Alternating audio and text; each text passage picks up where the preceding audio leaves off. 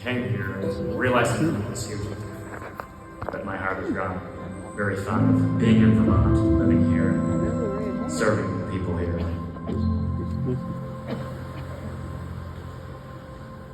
I think I would describe ministry in New England as something that is not for the weak-minded.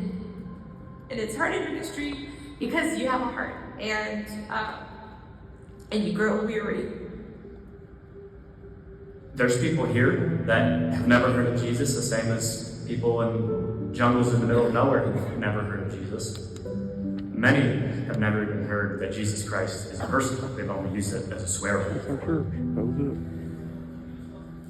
And that is the dilemma of serving in New England, and why many pastors have a hard time or burn out or quit, is because you don't just serve the church, you go to work, and then you have a family, and you have everything else going on top of that. I've had to work 36 to 48 hours a week on the ambulance, working on my sermon, and pastoring, and trying to work out those kind of things. So it's a tremendous challenge.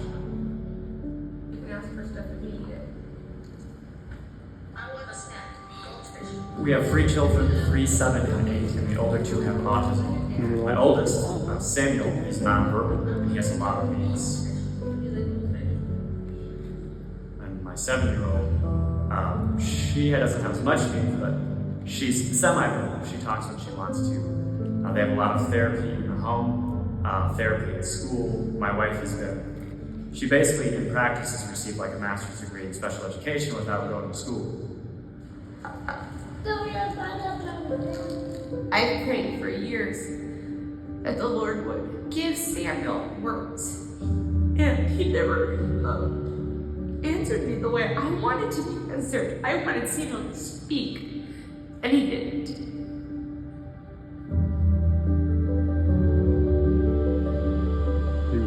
When Samuel was 5, I was told, if a child that's autistic doesn't talk by 5, they most likely won't talk. Maybe my kid won't have a friend. And that's a hard thing. That's okay. There was a child that was made for a reason, and that all suffering on this earth is just a short period of time. And then once we're done here, when we're done being faithful, we'll get to experience an eternity in heaven where there's no more tears. I won't be crying like this anymore. It'll be great.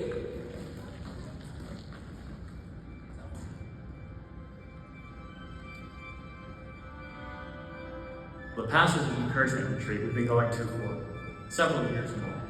Every year it's been phenomenal, and God's used that in our life.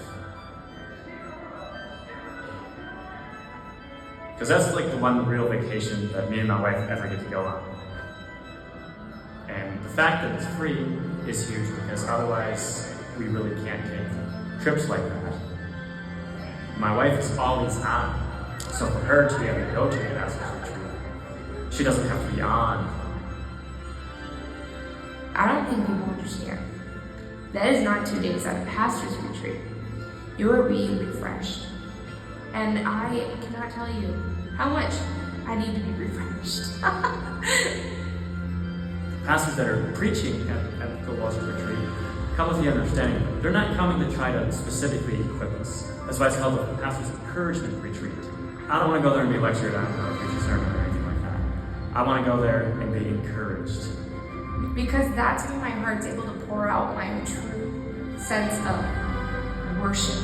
That God made me, and God loves me, and God knows me, and He sees me as a call on all of our lives. And maybe you're not called to New England to serve in a small church, but sometimes you're just called to help. Or maybe God's truly blessed you and you say, I feel like I need to give, and you give a very generous amount. Thank you. Because we are also brothers and sisters. And so you're just helping a sister out. So thank you so much. So thinking about the Phil Walsh Retreat, when you give to it and help support it, though you might not ever see the physical reality of the difference that you're making, you are actually contributing possibly to the salvation of thousands of people that you're making. deciding simply to continue in the ministry, and they lead people to Christ, Christ will lead people to Christ. Those who contribute to the Phil Walter retreat get to be a part of that. That's Michael and Katie Carroll's story. And stories like that are just repeated all over New England. The men and women who are serving who come. When you came in this morning, there was an envelope that looked like this on your seat. I'd like for you to take that for just a moment and just do something very simple. Ask the Lord what He would have you to give.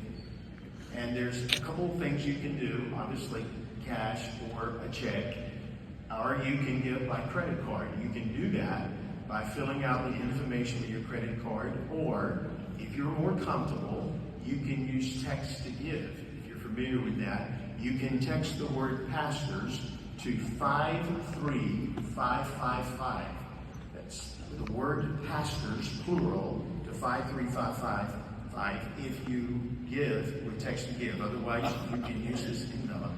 And I'd like to just ask you, what would the Lord have you give? Now, we receive this question often. How much does it cost for a couple to come?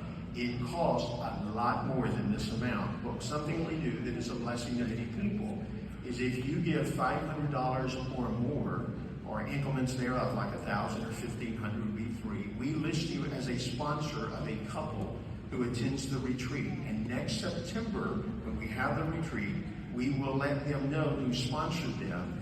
And more times than not, you're going to hear directly from them. Now, all gifts you give today are tax deductible. So when you give, all of it is tax deductible. You just give us your personal information and we'll send you a receipt.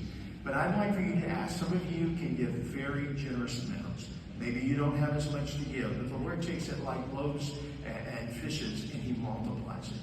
We know the needs because not only the retreat, we're involved in emergency needs and helping them in some areas. I got to tell you, we know the needs, and we have a bold goal this week. Our goal this week is $175,000. That sounds nearly impossible, but I want to tell you, it's not impossible if everybody gives what the Lord prompts them to give.